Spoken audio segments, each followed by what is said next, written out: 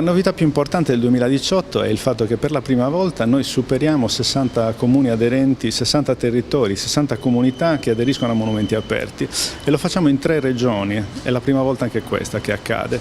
Dopo il Piemonte per la prima volta la Puglia si affaccia alla manifestazione ed è addirittura il comune che inaugura l'edizione 2018, Bitonto, nella cintura di Bari, diciamo così, nella città metropolitana di Bari. Poi ci saranno 59 comuni in Sardegna e chiuderà l'edizione 2018 l'Emilia Romagna con 2 ritorni molto graditi, Ferrara che per la prima volta l'anno scorso ha aderito e Copparo che è un piccolo comune nell'intorno di Ferrara che aderisce quest'anno per la prima volta.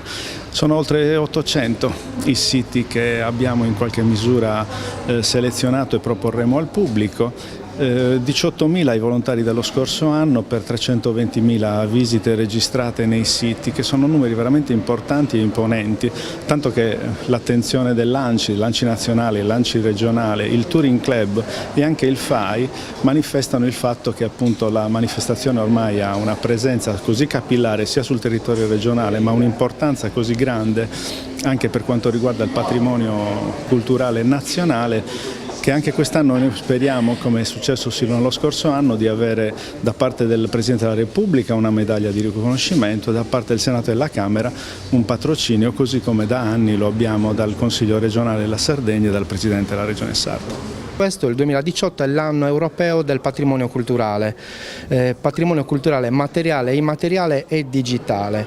Abbiamo chiesto a tutti i comuni di interpretare questo tema individuando monumenti nuovi e interessanti da questo punto di vista. Quindi dal punto di vista del patrimonio immateriale abbiamo interessanti novità. Per esempio a Bosa, mi viene in mente, il comune di Bosa ha messo in evidenza il canto tradizionale di Bosa, appunto, che è molto interessante come patrimonio immateriale. Altri comuni ancora raccontano per esempio il patrimonio digitale.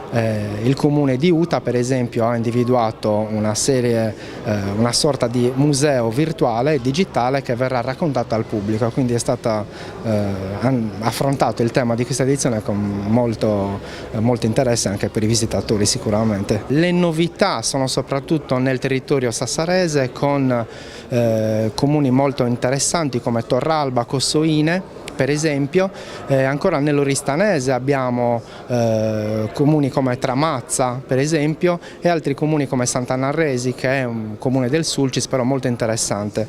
A 360 gradi continua l'interesse dei comuni per monumenti aperti e noi siamo molto contenti perché l'entusiasmo ci dà una spinta ulteriore per continuare.